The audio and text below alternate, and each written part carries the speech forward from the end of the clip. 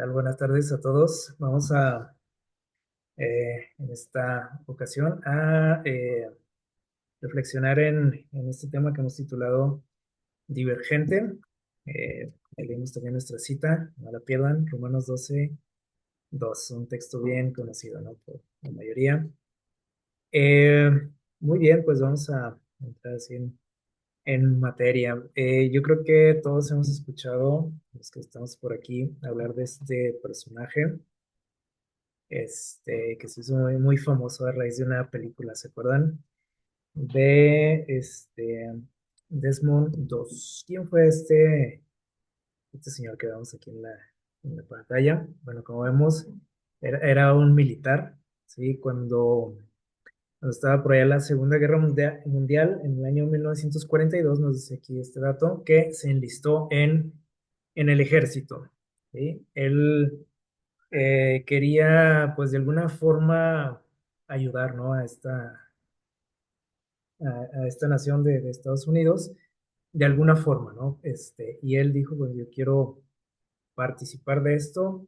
El detalle con él, como también sabemos, es que sus creencias religiosas le fueron como un obstáculo, ¿no? Dentro del ejército, porque, bueno, este joven en aquel entonces era adventista del séptimo día y él eh, no quería utilizar ningún tipo de arma, ¿no? Entonces empezó, como dice aquí, a ser víctima, ¿no? De rechazo por sus compañeros, por sus superiores y acoso también, o sea, la estuvo pasando mal durante un tiempo, lo cual lo llevó a este, que se convirtiera en paramédico, y que sirviera de esa forma, ¿no?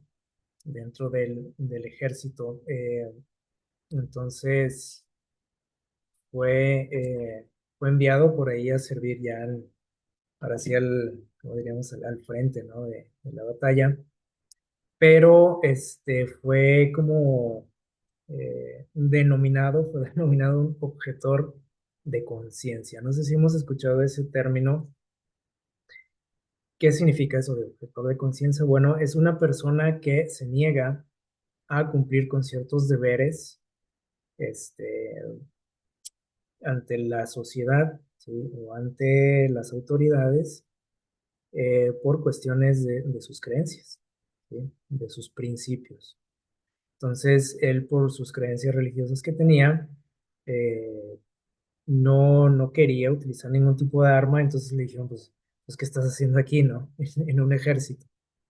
Este, Algo que no concebían, ¿no? Sus superiores, ni sus compañeros. Y les digo eso, pues fue la razón por la que empezó a recibir malos tratos, ¿no?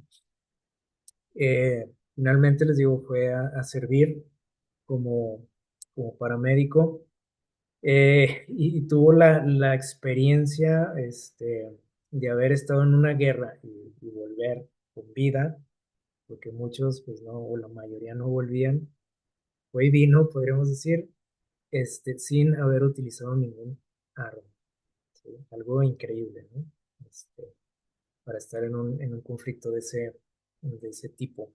Y fue condecorado, dice aquí, con una medalla de honor, porque también ustedes recordarán algo interesante, ¿no? En su experiencia. Rescató a 75 heridos en una batalla por allá en Japón. 75 heridos, imagínense. Entre ellos también, pues, enemigos. O sea, no nada más se preocupó por sus compañeros, sino que también ayudó a soldados enemigos. Entonces, durante su vida, su experiencia en la guerra, pues tiene un montón de enseñanzas, ¿no? Importantes para nosotros. Y ahorita lo que nos vamos a centrar es en este detalle que acabamos de mencionar, que se convirtió en un objetor de conciencia, ¿sí? Es decir, que él no quería actuar en contra de su conciencia, como dice ahí, ¿sí? Este, y este, en una oportunidad también por ahí, este, Lutero me parece que fue el que dijo que no era sano, ¿no? Para nadie, para ningún hombre, actuar en contra de su conciencia. ¿Por qué no es sano? Bueno, porque es algo que nos va a afectar, ¿sí? En todo nuestro ser, ¿sí? El actuar en contra de nuestra conciencia. Entonces, para él, por ejemplo, el utilizar un arma, pues era algo que no encajaba, ¿no? En su vida, por lo que él conocía, ¿no? De Dios, este, y se mantuvo firme, ¿sí? Por más que lo presionaron, lo quisieron convencer, dijo, no, ¿sí? No voy a hacer eso. Entonces, de alguna manera, bueno, dije, pues vamos a utilizarlo de otra forma, ¿no? Dentro de aquí del ejército. Y llamó la atención, ¿no? La firmeza, de carácter, ¿no? Que mostró este joven, que no fue en una situación nada sencilla, ¿no? Eh, esta palabra que veíamos ahorita en el título, divergente, a lo mejor ustedes la habrán escuchado, estoy seguro, si hacen memoria, en sus clases de matemáticas ahí en la escuela, porque ahorita vamos a ver, a lo mejor se van a acordar de algo. Esta palabra dice aquí que viene del latín, que es divergens o divergentis, que significa separación o diferencia. De ahí proviene esa palabra. Y en geometría dice aquí, hagan memoria, a ver si se acuerdan de haberlo escuchado, dice, se refiere a las líneas que se salen de un mismo punto, dice, y a medida que se extienden, se van, ¿qué? Dice, separando. ¿Se acuerdan? Son líneas que parten de un mismo punto, pero dice, al irse extendiendo, se van separando, ¿sí? Se van abriendo, podríamos decir.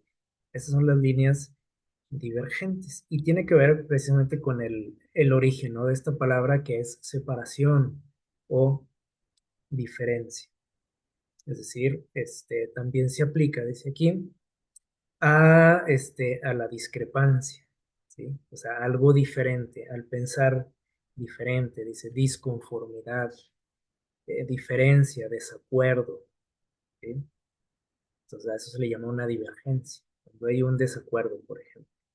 Entonces dice, en sentido figurado, dice, ostentar diferentes puntos de vista. Cuando nos referimos a alguien que es divergente, prácticamente es alguien diferente, alguien que piensa de otra forma, ¿sí? A eso nos referimos. Entonces ya, teniendo en cuenta este concepto, por ejemplo, podríamos decir que este joven que hablábamos ahorita, era una persona divergente, ¿sí? Alguien que pensaba muy diferente a todas las personas con las que estaba ahí relacionados en su entorno, pues era el único, podríamos decir, no el único loquito, el que pensaba, opuesto a todos, a la mayoría, ¿sí? Y bueno, eso lo llevó a enfrentar pues pruebas complicadas, ¿no? En su experiencia. Y hay algo interesante, por ejemplo, ahorita que estábamos hablando de la guerra también. Saben que en la Primera Guerra Mundial ocurrió una batalla que se dice que fue la más sangrienta de esa guerra, una batalla que se conoce como la Batalla de Verdún, Francia, donde se tiene el dato de que hubo aproximadamente 700,000 bajas, 700,000 muertos. Imagínense esa cantidad, ¿no? De personas eh, entre alemanes y franceses, que fue esa batalla en el año 1916. Eh, Todos ellos, o la mayoría, muy jóvenes, que cuando entraron al ejército, cuando se enlistaron para participar de esta guerra, no tenían ni idea de lo que iban, ¿sí? Este, Como a veces nos puede pasar a nosotros, ¿no? Que no. si nunca hemos estado en algo así, en una situación así, somos muy rápidos, ¿no? A veces para imaginar o pensar, este, eh, o de a veces de querer, ¿no? A veces hasta participar en una guerra.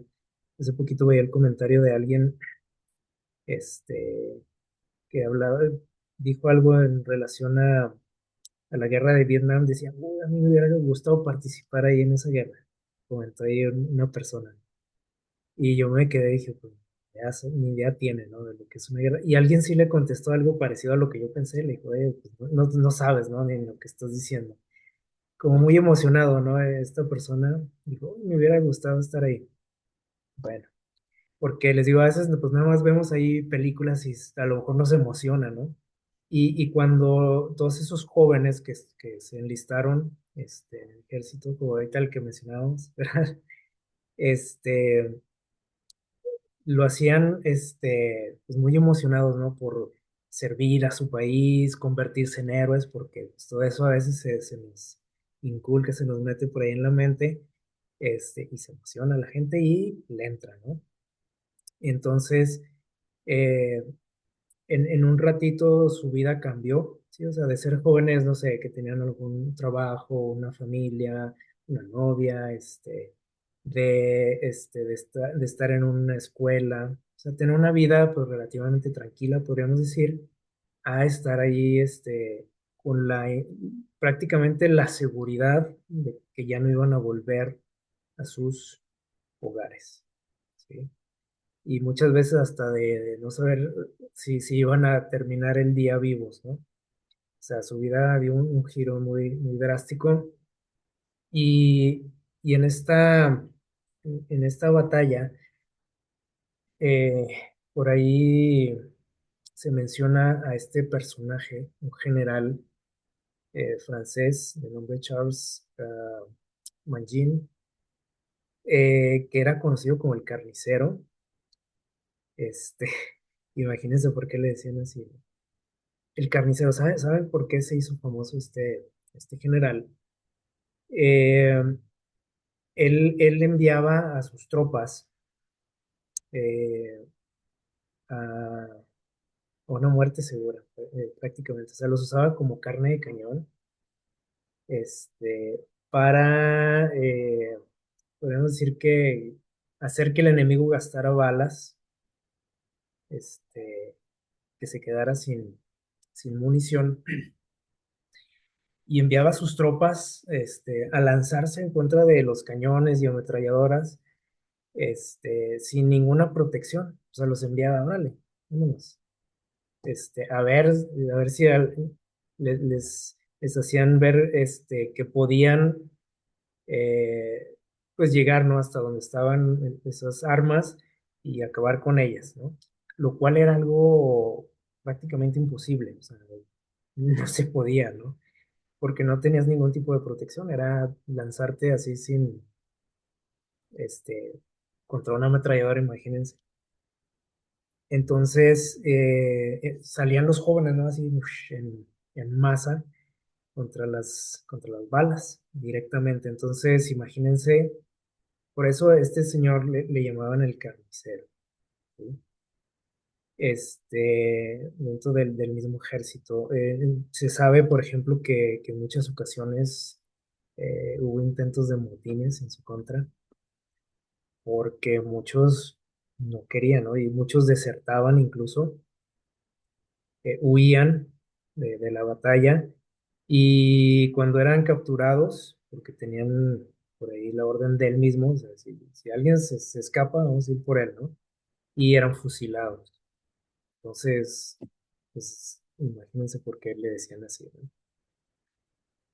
Aquí algo bueno, aquí hay un comentario, por ejemplo, de un capitán de apellido Cochrane, que fíjense lo que escribió por ahí en una carta. Dijo: "Yo llegué con 175 hombres, o sea, él tenía a su cargo 175 hombres, y regresó con 34". Y dice: "Varios de ellos enloquecidos, se volvieron loquitos, ¿sí? Los que quedaron vivos".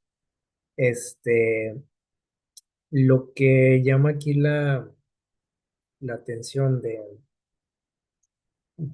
esto que pasó en esa batalla y cómo eran pues lanzados, ¿no? A morir prácticamente todos esos jóvenes, y que alguien por ahí se pregunta, ¿no? Y que a lo mejor ahorita nos podemos preguntar también es qué hacía que estos jóvenes se aventaran contra las ametralladoras, ¿sí? Porque podemos decir, pues estaban locos esos chavos, ¿no? Sabían que iban a una muerte segura y aún así lo hacían. ¿Por qué? Esa es una buena pregunta, ¿no? ¿Por qué lo hacían? Yo estoy seguro que ninguno de ellos quería morir y aún así sabían que iban a morir. ¿Por qué lo hacían? Bueno, ahorita vamos a intentar responder esto, ¿sí? Este, hay un personaje, eh, muy, como dice aquí, un hombre de los más influyentes, y aquí lo tenemos su nombre, Edward Bernays, un hombre de los más influyentes del siglo XX. No sé si alguna vez escucharon ese nombre, que casi estoy seguro que no, Edward Bernays, y aún así dice que fue uno de los hombres más influyentes del siglo pasado. Pero la mayoría de las personas nunca hemos escuchado hablar de él, o nunca habíamos escuchado, a lo mejor hasta hoy. ¿Quién fue este señor? Bueno, dice aquí que fue el primero en usar las ideas de Freud, que era su tío, o sea, era el sobrino de ese famoso psicoanalista de Freud. Usó las ideas de su tío para la manipulación social, ¿sí? O sea, Freud hablaba mucho de esos conceptos que a veces hemos mencionado por aquí, y este sobrino de él los puso en práctica, podríamos decir. O sea, todas esas ideas que tenía su tío, conceptos, él los puso a trabajar, ¿sí? Y se le considera como el inventor de la propaganda, al menos en la era moderna, ¿sí? Inventor de la propaganda. Y dice por aquí que, o sea, su influencia fue tal, ¿sí? Porque empezó digamos que a asesorar, a trabajar con muchas empresas grandes, compañías grandes en Estados Unidos, y las estuvo ahí asesorando con estos temas de manipulación social para que la gente eh, consumiera productos de esas empresas, eh, sin, ¿cómo les diré? Sin quererlo ellos, o sea, crear una necesidad en las personas, ¿sí? O sea, que compraran algo que no querían, que no ni necesitaban, ¿sí? Y si alguna vez nosotros hemos comprado algo sin haberlo deseado, al menos no tanto, por ejemplo, que vamos por ahí no sé, al centro comercial y regresamos con algo que no queríamos comprar ni teníamos pensado comprar, que yo estoy seguro que a la mayoría nos ha pasado, bueno, este señor diríamos que es el culpable de eso, ¿sí? De que de repente hagamos ese tipo de compra, que no queríamos, y de repente pues salí con una chamarra, salí con una bolsa, con, bueno, lo que sea, ¿no? Por ejemplo, en los años 20, dice que gracias al trabajo de él, ¿sí? Prácticamente él, dice aquí, logró que las mujeres fumaran. Que antes de esto, acuérdense que esto era exclusivo de los hombres. Y saben que hizo pensar a las mujeres, ¿sí? Que si ellas fumaban, pues era como una forma también como todo lo que escuchamos últimamente, ¿no? De igualdad, ¿sí? De que no se sintieran menos las mujeres. ¿Qué les parece? Y las mujeres se lo creyeron, ¿sí? Y empezaron también a consumir. Entonces, esto les dio a las empresas tabacaleras pues, ganancias, ¿sí? Que hasta entonces recibían exclusivamente de los hombres. Y este señor dijo, bueno, ¿y por qué no a los hombres? ¿Sí? Si tenemos todavía mucho mercado, ¿sí? O sea, las mujeres no la estamos tomando en cuenta. Así que estuvo trabajando en eso, en su propaganda, y logró que las mujeres le entraran a esto también. ¿sí? Y las mujeres sentían que le estaban dando, como decimos vulgarmente, que le estaban dando en la torre a los hombres al fumar. ¿Qué les parece? Y gracias, todo gracias al trabajo de este señor, ¿sí? De Edward Bernays. Entonces, él se considera ahí como, casi como el padre dice, del arte de conseguir que las personas se comporten, fíjense cómo dice esta declaración, que se comporten de manera irracional, conectando, dice, un producto con sus emociones y deseos reprimidos. Por ejemplo, en este caso que estamos mencionando ahorita, trabajó en la mente de la mujer, de las mujeres de ese tiempo, ¿sí? Porque sabía que había por ahí algo muy dentro de su mente, la mente de las mujeres, ¿sí? Un deseo reprimido, este, sí, o sea, se sentían como menos que los hombres, ¿sí? En muchos aspectos, porque la sociedad, acuérdense cómo era en ese tiempo, ¿no? Entonces, él aprovechó eso, ¿sí? E hizo que las mujeres se sintieran liberadas y superiores, etcétera. Fíjense con este asunto, ¿no? Eh, y bueno, sí, como mencionamos también recientemente, si nosotros vamos al origen de este tipo de artimañas, nos daremos cuenta que tampoco es algo muy nuevo, ¿no? Ni fue el creador de estos. Es algo todavía más profundo, ¿no? Es algo, por ejemplo, que sucedió en el Jardín del Edén, esto, ¿sí? Y todavía si vamos más atrás en el cielo. ¿Por qué? Porque, por ejemplo, Satanás hizo eh, que Eva, por ejemplo, en el caso de Eva, deseara algo, ¿sí? que, que hasta ese momento a lo mejor que no quería, pues, o sea, si nosotros somos, por ahí, si somos analíticos, nos daremos cuenta que Eva, por ejemplo, no quería traicionar a Dios, no era su intención, o rebelarse contra Dios, ¿no? Sin embargo, Satanás trabajó en la mente de Eva y la hizo pensar que ella necesitaba algo, ¿verdad? Algo que ya tenía para empezar, ¿sí? Muchas veces cuando compramos algo, pues también, ¿no? Nos pasa eso porque a veces compramos cosas que no nos hacen falta, que ya tenemos. Y en el caso de Eva fue lo mismo, o sea, ella tenía, era feliz, tenía todo, era libre, pero Satanás le hizo pensar que necesitaba forzosamente consumir, comer de ese fruto, ¿sí? Para ser libre, según él, ¿no? Y bueno, pues conocemos el desenlace, ¿no? De todo esto. Así que, al menos en nuestra época, ¿sí? Este señor pues hizo uso, ¿no? De esas trampas eh, para pues hacer que, bueno, las empresas y, bueno, para hacer que la sociedad se volviera una sociedad consumista, así como somos ahorita. Estamos viendo este, consecuencias, ¿no? De eso que comenzó por allá a principios de siglo, el siglo pasado, eh, y que al ver los resultados positivos para ellos y las empresas, y para él mismo, ¿no?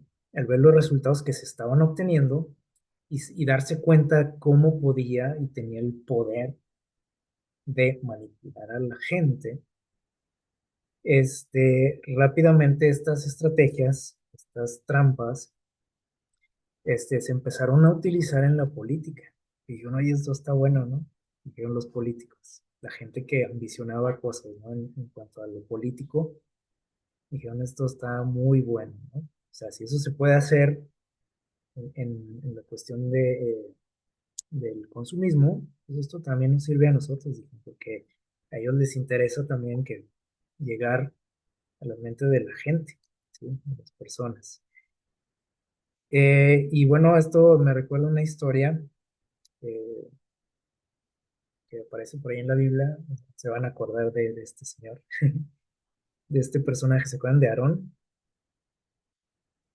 Eh, Dice por aquí en Éxodo 32, un detalle, ¿no? De la vida de él. A ver si se acuerdan qué pasó en esta ocasión. Dice, y dijo Moisés a Aarón, ¿qué te ha hecho este pueblo que has traído sobre él tan gran pecado? ¿Se acuerdan? Bueno, ya con la imagen nos acordamos, ¿no? De esta historia. El pueblo estaba, eh, ¿cómo podríamos decir? Pues desesperado, ¿no? Porque Moisés subió al monte Sinaí, ¿se acuerdan? Y no regresaba y pasaban los días y nada y nada.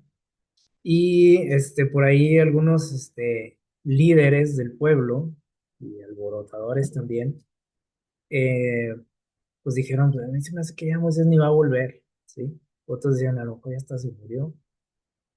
Así que se acercaron con Aarón, que era su hermano, y le dijeron, oye, pues, ¿y ahora qué? ¿Qué vamos a hacer? ¿Qué sigue? Porque Moisés parece que ya se acabó con él, ¿no? Necesitamos otro Dios, dijeron. Necesitamos que nos hagas un Dios, ¿sí? Y la Biblia nos dice que Aarón no puso mucha resistencia ante la presión del pueblo.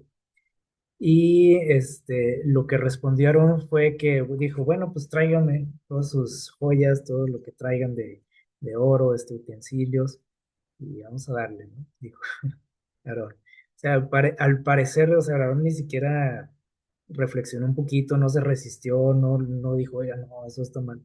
Rápido les dijo, no, pues tráiganme el material, ¿sí?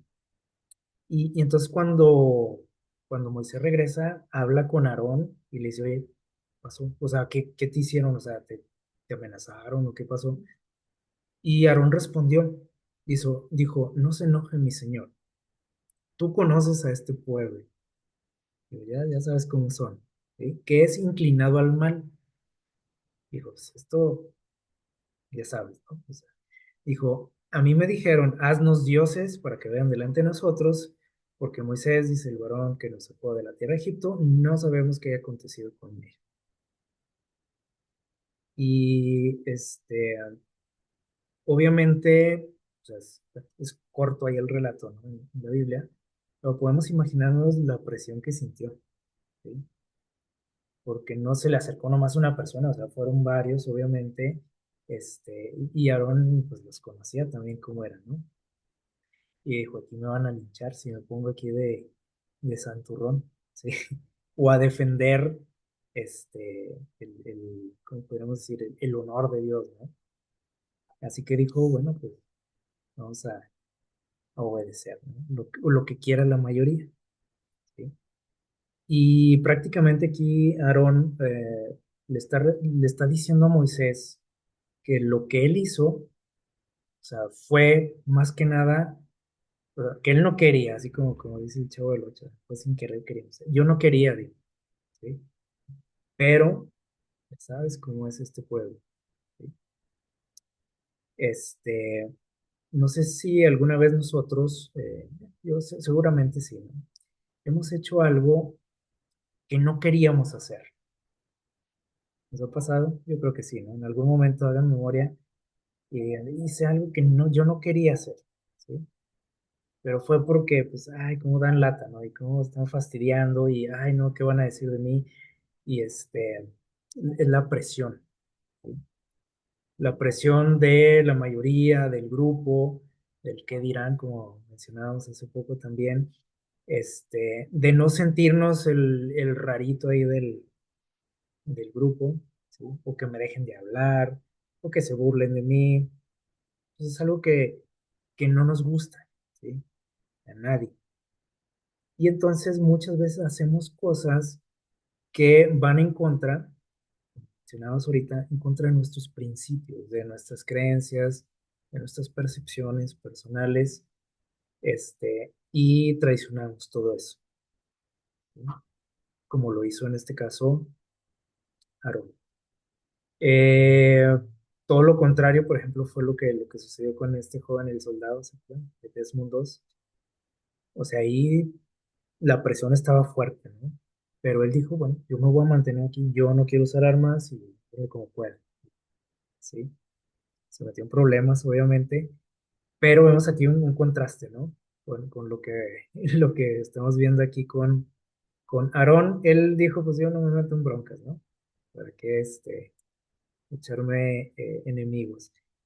Hace tiempo por ahí salió una película que tiene este título precisamente que estamos usando aquí, que trata, dice aquí, de un mundo, o sea, una sociedad como futurista, de película, dice, en el que la sociedad, dice, está dividida en 5 grupos según sus virtudes. O sea, depende de cómo es la persona, pues encajas en un grupo, ¿no?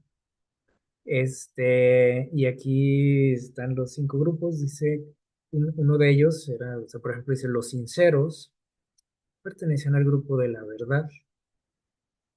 Los altruistas, dice, pertenecen a un grupo, o al grupo de la abnegación, los abnegados. Los valientes, a un grupo, que se llamaba la osadía.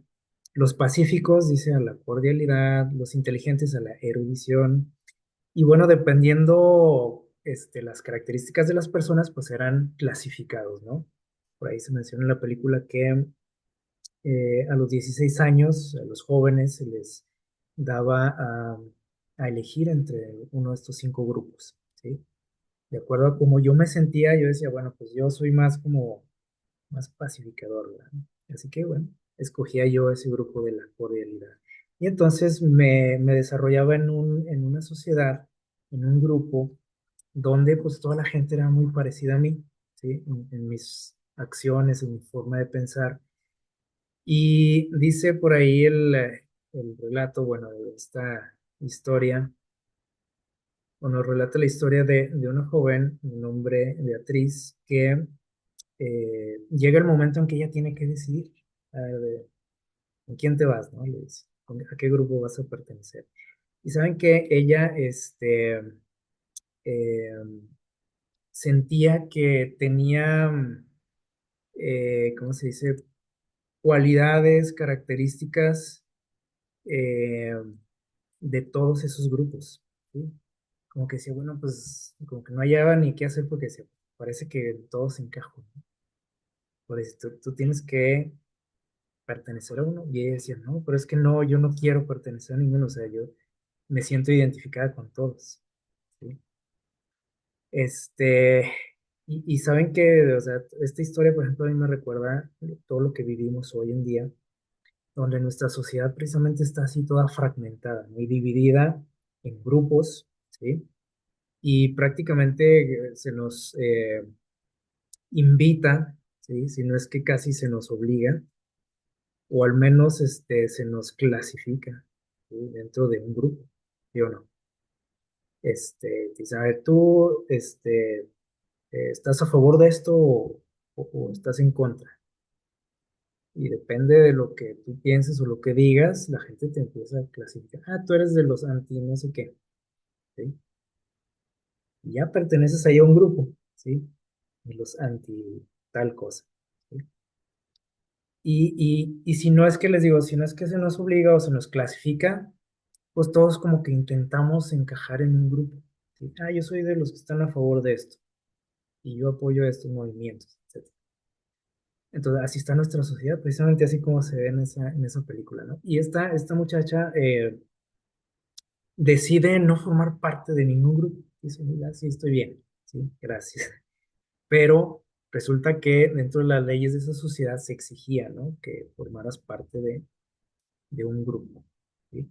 Y por ahí en la trama de la historia, ella se da cuenta por ahí de un plan o de una conspiración, podríamos decir, del gobierno, para deshacerse de gente como ella, ¿sí? Gente divergente, quedó hasta en rima, ¿no? Gente divergente, o sea, los que mencionamos el significado de esta palabra, ¿no? Los que están en contra del sistema, de la forma de vivir de esta sociedad, los divergentes, les decía, ¿sí? ¿Qué hay que hacer con ellos? Hay que desaparecerlos, porque tienen que amoldarse, ¿sí?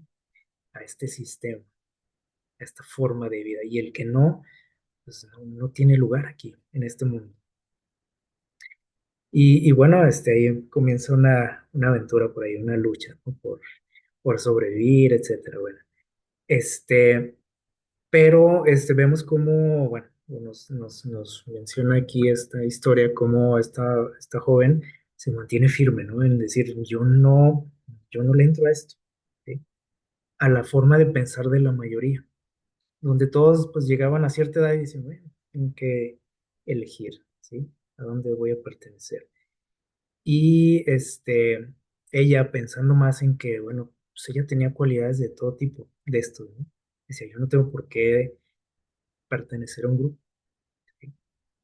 Y de hecho, por ejemplo, como personas, eh, pues todos tenemos algo de todo, ¿sí o no? De alguna manera, a lo mejor hay características que nos definen un poquito más, pero no tenemos por qué, considerarnos, yo soy esto, y como ahorita la sociedad nos dice. Porque, por ejemplo, ahorita si tú, no estás de acuerdo en algo, ¿sí? Que todos somos, libres, ¿no? De decir, pues eso no, a mí no me parece, o no va de acuerdo a mis convicciones, o yo no creo eso, ¿sí? Que antiguamente, o no hace mucho tiempo, era un simple que, pues decir, bueno, pues piensa diferente, ¿no? Este es diferente a mí y no pasa nada. Ahorita, si tú dices, yo no creo en eso, yo no apoyo eso, a mí no me parece, uy, eres un no sé qué fóbico, ¿sí o no? Pero o que odias a ciertos grupos y dices tú, bueno, pero yo no los odio. Pues, ¿cómo no? ¿Estás a favor o en contra? No, es que no, o sea, tampoco es de que esté en contra, simplemente pues, yo pienso diferente, ¿no? Pues entonces eres fóbico, ¿sí? Eres anti no sé qué. Así se nos clasifica ahorita, ¿sí? Entonces, esta historia, pues, no está muy alejada, ¿no? De lo que estamos viviendo. Y precisamente estamos viviendo en un mundo donde el ser así divergente, o sea, el pensar diferente nos mete en problemas, ¿sí? Este, y en algunos lugares hay problemas graves, ¿no? Serios, simplemente porque piensas diferente a la mayoría. Eh, Dentro de la psicología social, de esta rama de la psicología, hay algunas, puedo decir, afirmaciones, ¿no? que se hacen dentro de esta área de la psicología y son muy interesantes. Eso es lo que ellos han descubierto. Se dice que la mayoría, dice, suele imitar a la mayoría. O sea, son como unos ya postulados que tienen, ¿no? La mayoría suele imitar a la mayoría. Parece muy repetitivo, pero es decir que la mayoría de nosotros, como seres humanos, solemos imitar a quien dice, pues a la mayoría, hacernos al caldo, como decimos, ¿no? Vulgarmente. ¿Por qué? Pues porque no queremos no nos gusta ser el rarito, ¿sí? No nos gusta ser el que piensa diferente, no nos gusta ser el que se viste diferente, no nos gusta ser el que oye otro tipo de música, ¿sí? Este, es algo que tenemos, ¿no? Como seres humanos, porque somos seres sociales, ¿sí? Entonces, el ser diferente muchas veces implica quedarme solo, y eso pues a nadie nos gusta, ¿sí? O al menos formar parte pues, de una minoría, y eso pues tampoco nos agrada. Entonces, y es interesante que esto se afirma, ¿no? Dentro de esta rama de la psicología, y, y, y, pues también, como decíamos ahorita, todas estas afirmaciones y cosas que se descubren, que se han descubierto de nuestro comportamiento, obviamente se utilizan para el mal, ¿sí? Como lo que hizo este señor que mencionamos ahorita, Bernays, se utilizó para el mal, ¿sí? Con fines de lucro, fines egoístas, con fines ambiciosos, ¿sí? Entonces, dice aquí también, dicen ellos, que existen presiones sociales, ¿sí? Que conducen a las personas, dice aquí, a actuar en contra de sus creencias, dicen ellos, ¿no? O sea, dentro de la sociedad también existen presiones que nos hacen actuar en contra de nuestras creencias, como lo que le pasó a Aarón, que acabamos de mencionar, ¿sí? Bueno, se puso a hacer ahí otro dios por la presión, ¿sí? Quería, no, no quería hacer eso, pero lo hizo. Y les digo, ¿cuántas veces nosotros hacemos cosas que van en contra de lo que sabemos que está bien, van en contra de nuestros principios, de nuestras creencias? Y pues nos metemos también en problemas, ¿no? Por querer quedar bien. Eh, entonces, ahorita también se me viene a la mente que, o sea, son cosas que, les digo, gente importante del mundo lo sabe muy bien esto, ¿sí? Lo saben bien y saben este, que al utilizar, por ejemplo, la presión, muchos tronamos, ¿sí? Ahorita les digo, se me vienen a la mente unas declaraciones que hizo por ahí un doctor famoso por allá en Estados Unidos, este, durante la pandemia, y que ahorita lo están juzgando allá en Estados Unidos, ¿no? Por muchos detalles, que sucedieron durante ese tiempo, y él declaró casi lo mismo que dice aquí. Dijo, pues apriétenle las tuercas a la gente, a ver si no, dice, actúan en contra de sus creencias. Porque mucha gente por ahí, se escudaba precisamente en sus creencias, ¿sí? Para, no acatar ciertas cosas, ¿no? Que se estaban imponiendo, y dijo este señor, vamos a ver si no, ¿sí? Y ahorita, bueno, ahorita ya le andan, ¿no? Por esas cuestiones. Este, pero es algo que es real también, o sea, se dice, ¿no? Que todos tenemos un precio, ¿sí? O sea, hay una forma en la que dice todos que se someten al final. Y Satanás también lo sabe, ¿sí? Y por eso, como decimos también ayer, él utiliza personas, ¿no? Tiene sus agentes también en este mundo para ciertos fines. Y miren también lo que afirman aquí en los psicólogos sociales, que el 80% de las personas carecen de recursos, dice aquí, para resistirse a una orden de autoridad. ¿Qué les parece? Y no tiene que ver esto, o sea, tampoco estamos hablando aquí de ser contreras, como decimos, de dar la contra a todo, de ser desobedientes, ¿no? No se trata de eso, porque eso tampoco va en contra de los principios cristianos, ¿no? El desobedecer, ¿no? No es así.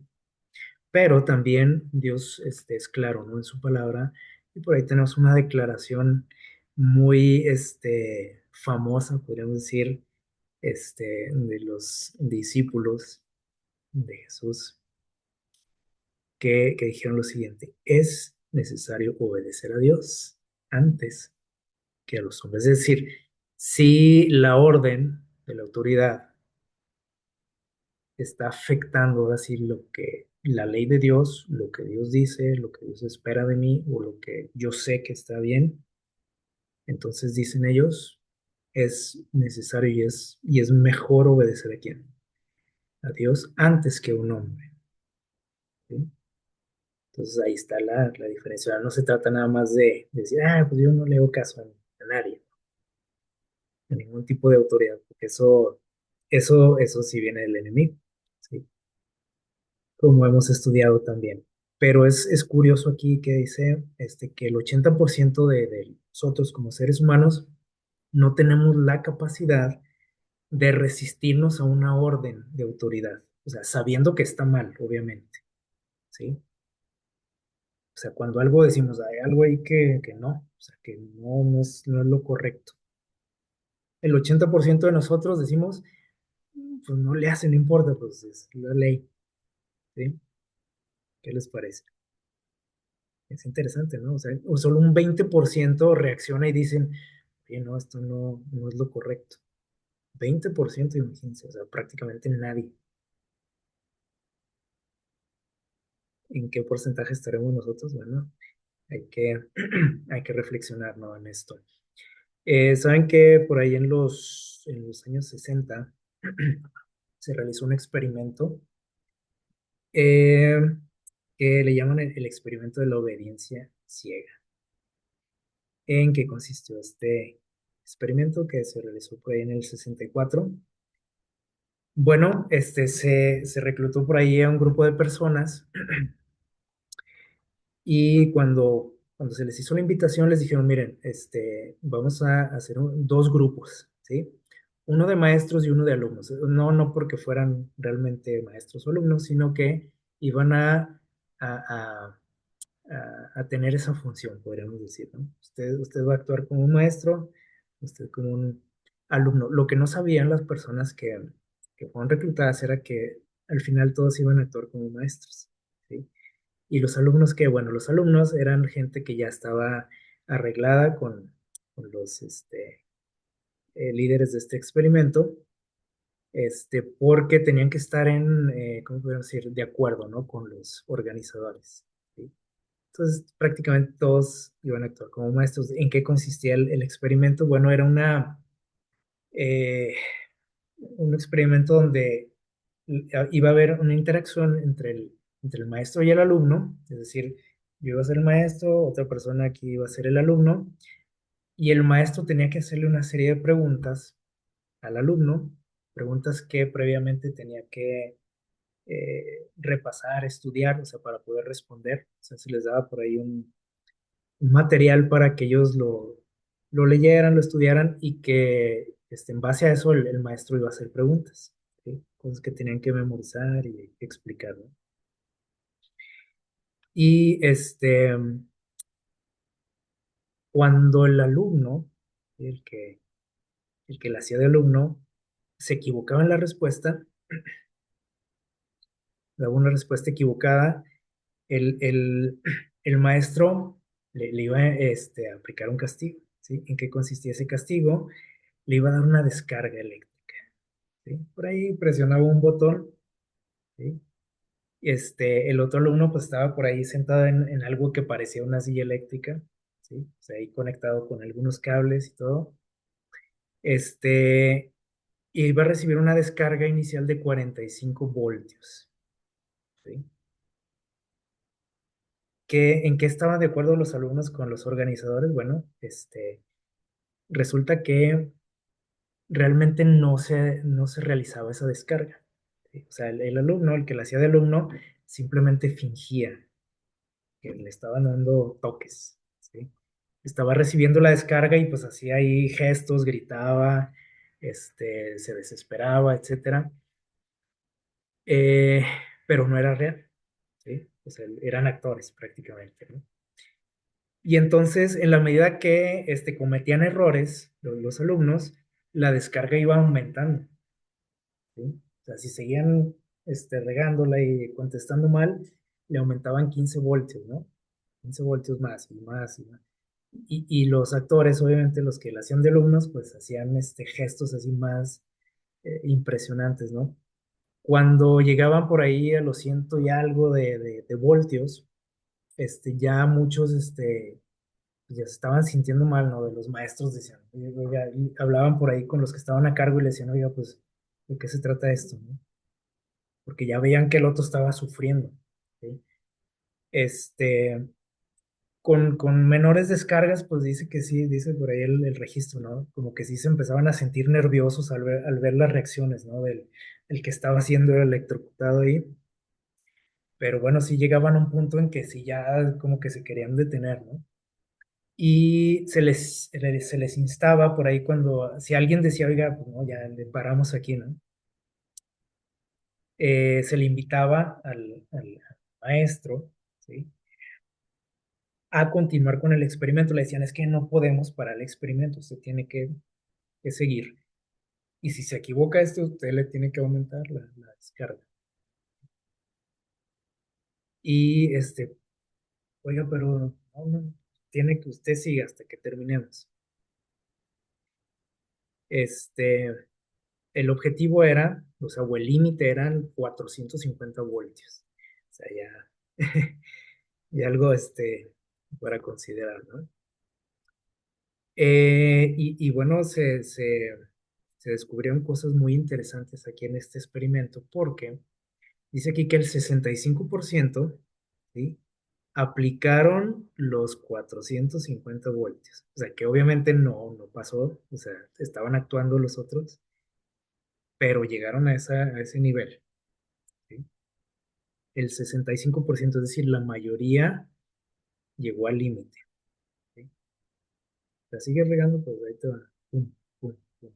Se sentían mal, sí, pero seguían porque le decían, usted sígale, ¿sí? Y le seguían. Otro dato interesante es que nadie, dice, nadie se negó, o sea, nadie decía, no, yo ya no quiero. Dice, más o menos hasta los 300 voltios. Ya como cuando llegaban a los 300 empezaba uno que otro a decir, oye, no, yo ya no quiero esto, ya no le entro, ¿sí? Y aún así de esas personas que se querían rendir, dice que nadie, porque muchos dicen que se paraban, ¿no? Y decían, no, ya no le sigo yo. Nadie, ninguno de ellos iba a ver cómo estaba el otro, el que estaba allá con las descargas, ¿sí? Fíjense. Dice aquí otro, bueno, este, ahora en lo que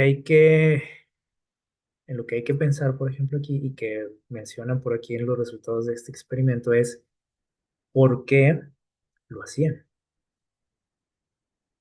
Si veían que el otro estaba sufriendo, estaba actuando, sí, pero ellos no sabían.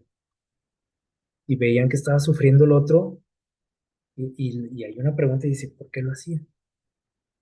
¿Por qué lo hacían? ¿Por qué creen? Porque simplemente había alguien que le decía, usted sígale, no podemos detenernos, usted sígale dando toques al otro. Y lo hacían a pesar de que no querían, porque muchos decían, no, yo ya no, o sea, no puedo estarle haciendo daño así a la gente. Lo hacían, simplemente porque recibían una orden que no entendían, que no estaban de acuerdo, que no sabían ni por qué lo estaban haciendo, o sea, por qué estaban haciendo lo que estaban haciendo, ni de qué se trataba el experimento. Simplemente ellos recibieron una orden y tenían que cumplirla. ¿Qué les parece? Y de aquí se derivaron unas teorías interesantes, una que le llaman la teoría del conformismo, que tiene que ver con lo siguiente. ¿De qué habla esta teoría? Bueno, dice esta teoría que la mayoría de nosotros, cuando estamos en una situación crítica, ¿sí? Somos incapaces de tomar decisiones por nosotros mismos y nos conformamos, como dice el nombre de esa teoría, con lo que decidan los demás. Ah, pues lo que diga la mayoría, decimos, lo que diga el gobierno, lo que diga la autoridad. No importa si va de acuerdo a lo que yo creo o no, pues decimos, pues es que la mayoría quiso. Y eso es la conformidad, decir, bueno, pues ni modo, pues es lo de ahorita, decimos, ¿no? Es lo que se dictó en las leyes, y pues hay que entrarle. Y eso como que también nos exime de responsabilidades, ¿sí? Porque decimos, bueno, pues fue el gobierno el que dijo, ¿no? Fue la autoridad, fue el jefe, fue el director, fue el pastor, y no, hay que hacer caso, ¿sí? Y otra teoría que se menciona por ahí, como resultado de todo esto que se estudió, fue la teoría de la cosificación. ¿Qué es eso de la cosificación? Bueno, es donde la persona, aquí en esa situación crítica que decimos ahorita, simplemente se siente como ¿cómo podemos decir? Este, como un instrumento, ¿sí? Obviamente también, eximiéndose de la responsabilidad, eh, decir, bueno, yo simplemente soy un instrumento dentro de todo este sistema, ¿sí? Yo no quería, como dijo Aarón, pero bueno, pues son las órdenes, así. Y esto, por ejemplo, esto pasa en el ejército, ¿sí o no? Este, muchos, como ayer también que hablábamos de los nazis cuando fueron juzgados por ahí muchos oficiales, en esos famosos juicios de Nuremberg, cuando se les preguntaba, oiga, ¿y usted por qué hizo esto? ¿Por qué ordenó esto? La ejecución de estas personas, etcétera. Ellos decían, pues es que me dieron órdenes, ¿sí? No fue mi idea, no fue mi intención lastimar a esa gente, pero yo recibí órdenes de un jefe, ¿sí?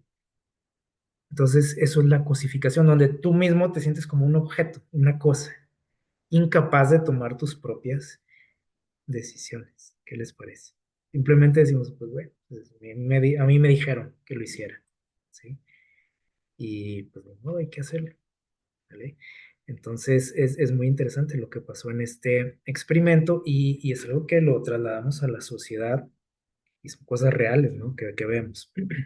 Entonces, eh, hay una palabra que conocemos, que hemos escuchado mucho y que se usa mucho, por ejemplo, en el área religiosa, ¿no? La palabra hereje, que viene de esta palabra griega, airéticos, que significa pensar libremente, pensar con libertad.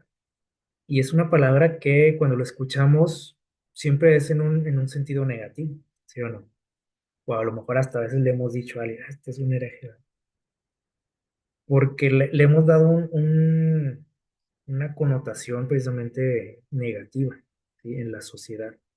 Cuando originalmente esta palabra nos dice que se refiere a alguien que piensa libremente, o sea, que piensa por sí mismo. Pero como a la sociedad esto no le conviene, ¿sí? A nosotros, a veces ni a nosotros nos gusta, ¿no? El pensar por nosotros mismos, como veíamos ahorita. Y preferimos ser conformistas. Y decir, pues lo que diga la mayoría, ¿sí? Y les digo, lo hemos tomado mal este término, porque el hecho de que alguien, o sea, cuando hablamos de un hereje, es alguien que se opone a lo que al sistema, ¿no? A lo que está establecido, ¿sí? Y les digo, en el sentido religioso, pues sería alguien así como, que se opone a lo que dice la iglesia, ¿sí? Que piensa diferente. Era un término que se usaba mucho, ¿no? O sea, por ejemplo, en la Inquisición, cuidado, ¿no? Con que alguien te considere hereje porque hasta ahí llegabas, ¿sí? En la sociedad en la que vivimos, pues no estamos muy lejos, ¿no? De eso también. Porque ahorita les decía, ¿no? O sea, el pensar diferente en este mundo en el que vivimos, o sea, ya nos pueden meter en situaciones, en aprietos, ¿no? Situaciones complicadas, hasta peligrosas, porque piensas de una manera diferente a la mayoría, ¿sí? Entonces, sin embargo, les digo, el término es simplemente pensar por ti mismo, libremente, ¿sí? Sin, ¿cómo les diré? Sin la influencia, ¿no? De un tercero, podríamos decir.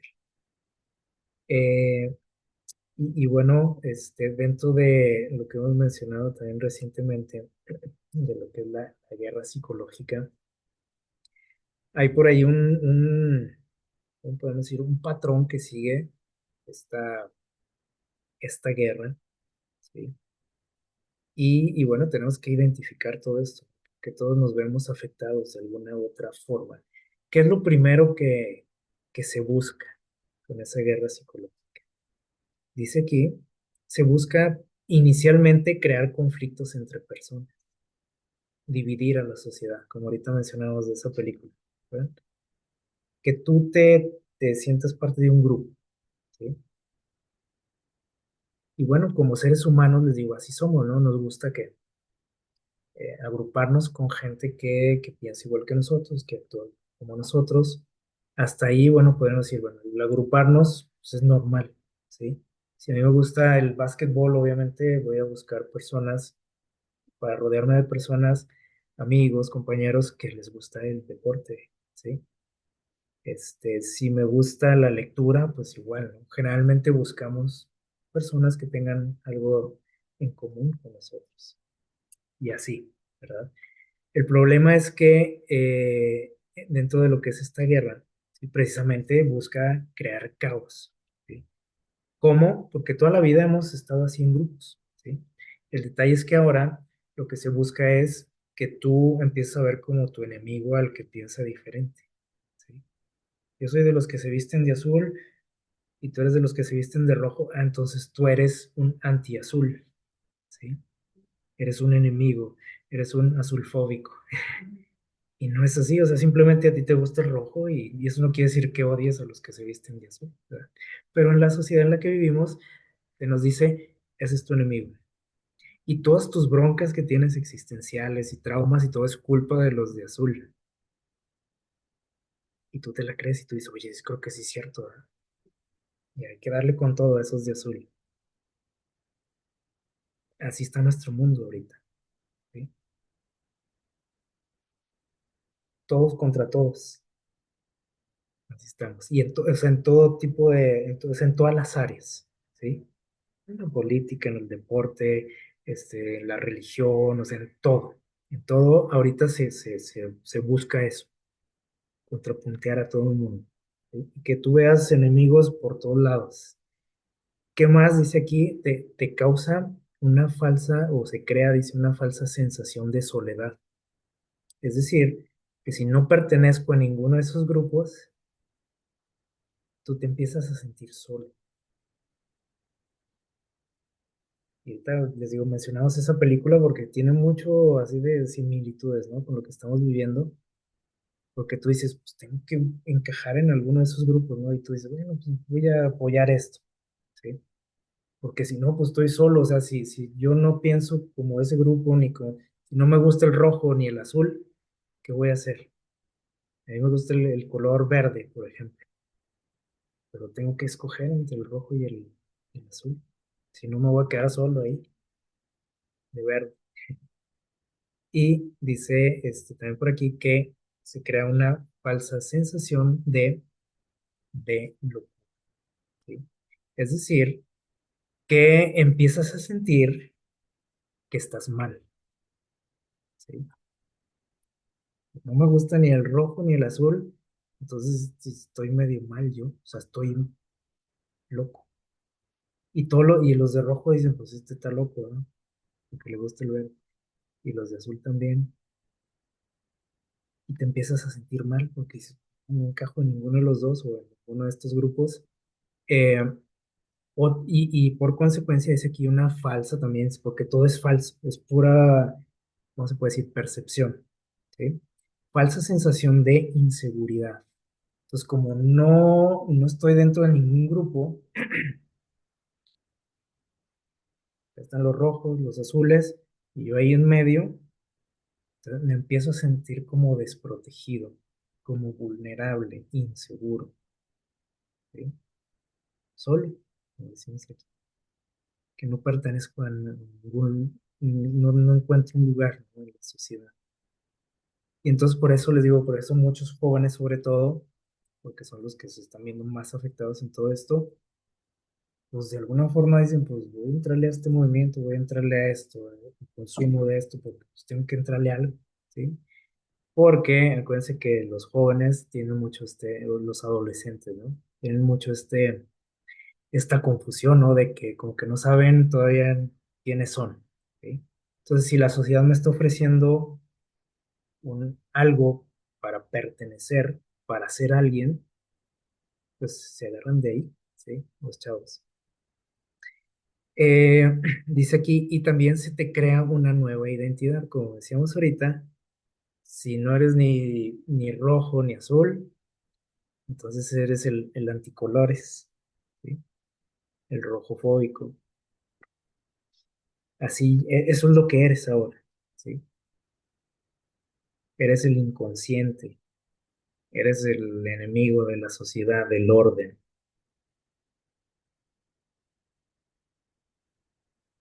Y eso es lo que eres, o sea, la sociedad te da una nueva identidad. El fascista, dice, no me traen esa palabra. Es el fascista. Y finalmente, lo que se busca es que obedezcas a la autoridad. porque, como dice aquí entre paréntesis, ella es la que tiene la verdad.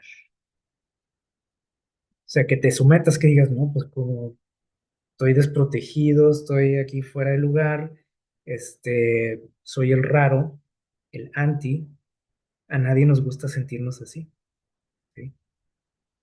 Todos buscamos pertenecer a algo, ¿no? Y ser alguien, donde quiera que estamos. Entonces, el ser el rarito, ¿sí? El que piensa diferente, al final, como decíamos ahorita con estas ideas del señor Bernays, nos hace que actuemos en contra de nuestras creencias, ¿sí?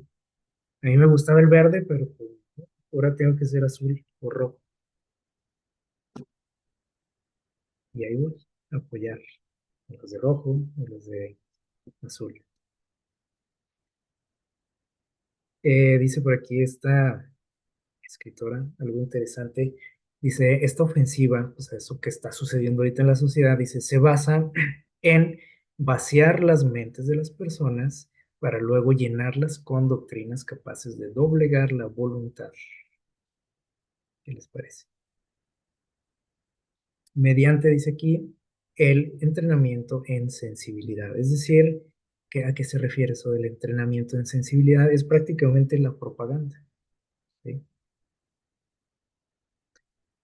¿Cómo, o sea, para que yo tenga una nueva identidad, una nueva forma de pensar, tengo que vaciar mi mente de lo que yo he aprendido, de lo que sé, de mis principios?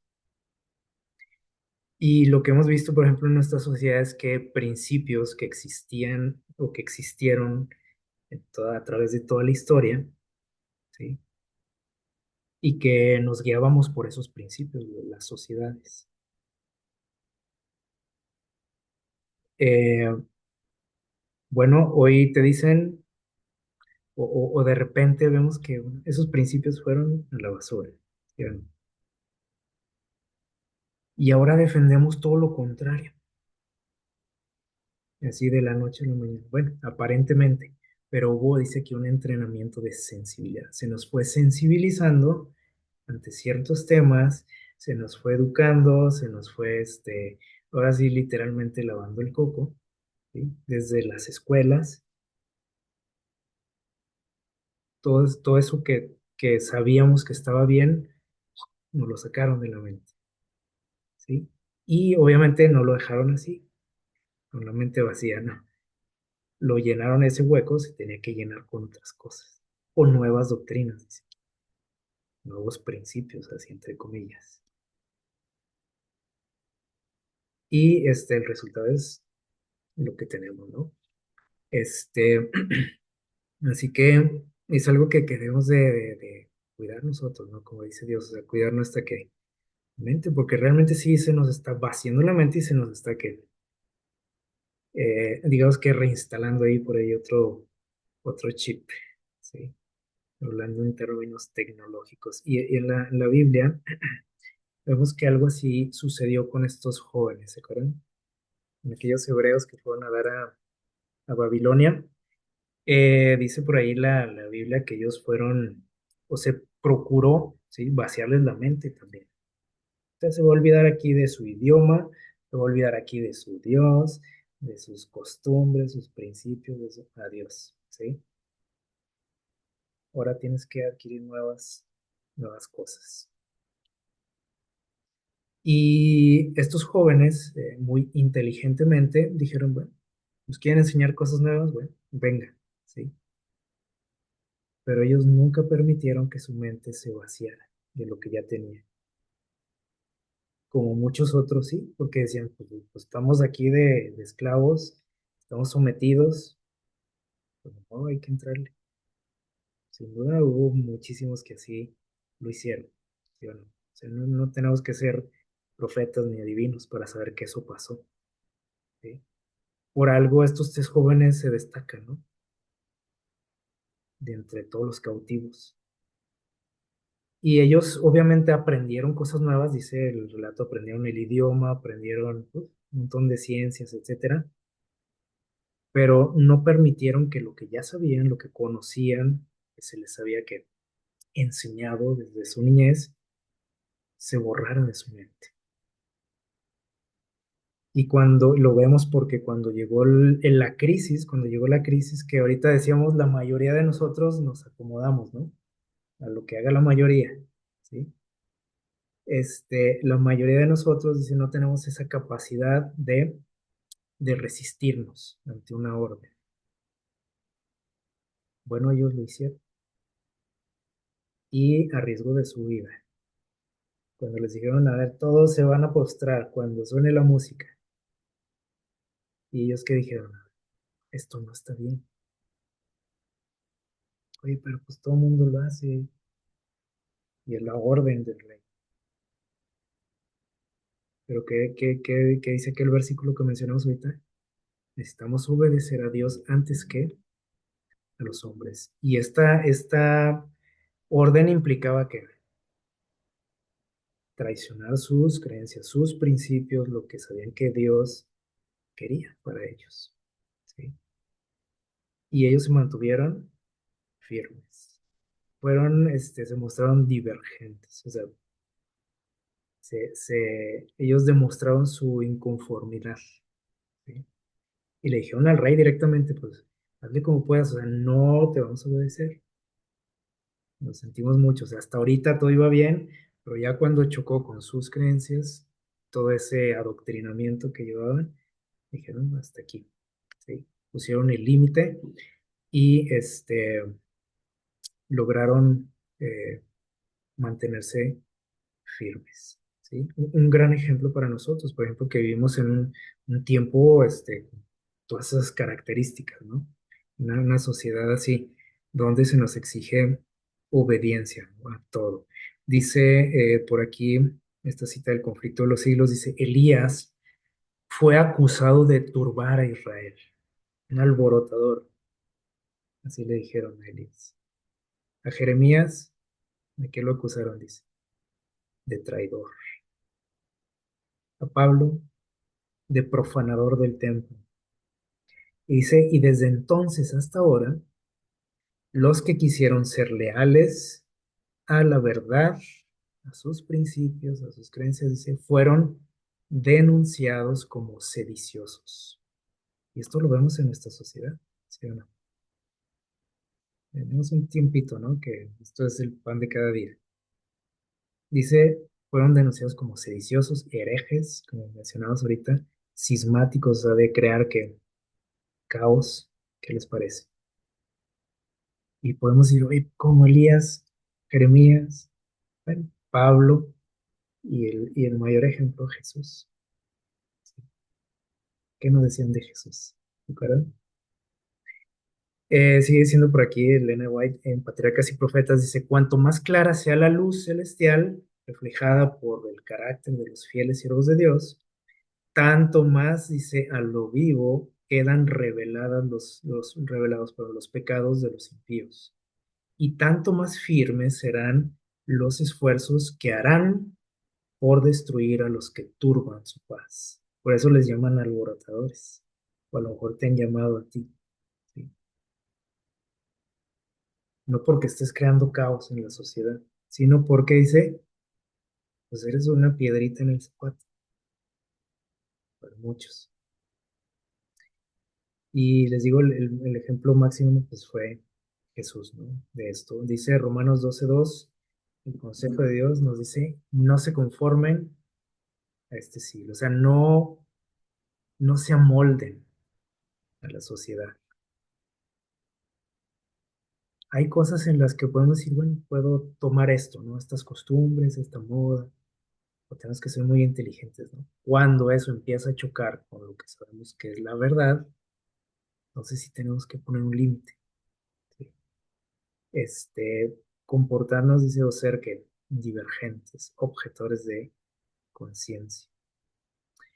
Y les digo, aquí tenemos el ejemplo máximo de Jesús, ¿no? Dice que Jesús no fue educado por los rabinos, algo que se acostumbraba en la sociedad en la que él vivía. O sea, todo el mundo iba a la escuela de los rabinos, él no.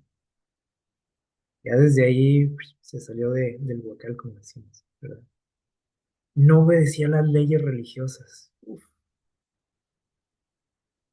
era un alborotador, ¿sí? Lo acusaron, por ejemplo, dice aquí, de trabajar para quién, para el diablo. ¿Qué les parece?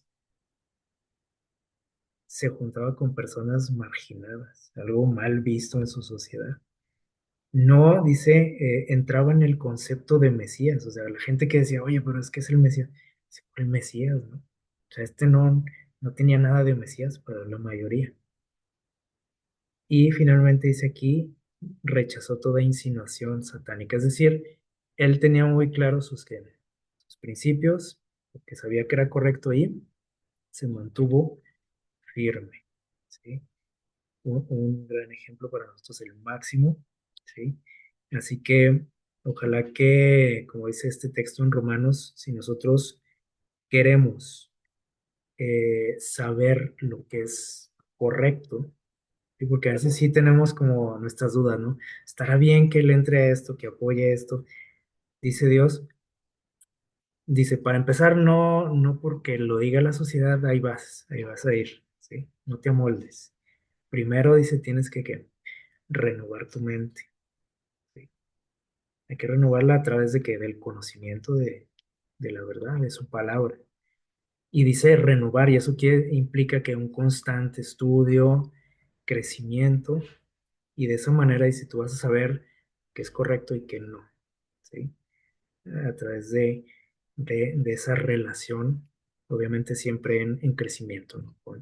Con Dios, y ojalá que ese sea también nuestro objetivo, ¿verdad? Que no nos conformemos, ¿sí? Que no digamos, bueno, pues es la moda, pues es que la mayoría, hay que ir a la fuente, ¿no? De todo conocimiento y que Él nos vaya dictando lo que tengamos que hacer, ¿verdad? Y si tenemos que muchas veces meternos en broncas, como lo hemos visto, ¿no? A través de la historia, dice, los que se han mantenido fieles a Dios, pues obviamente van a despertar eso, ¿no? Esa oposición del mundo. Pero bueno, Él promete estar siempre a nuestro lado. Que el Señor les bendiga.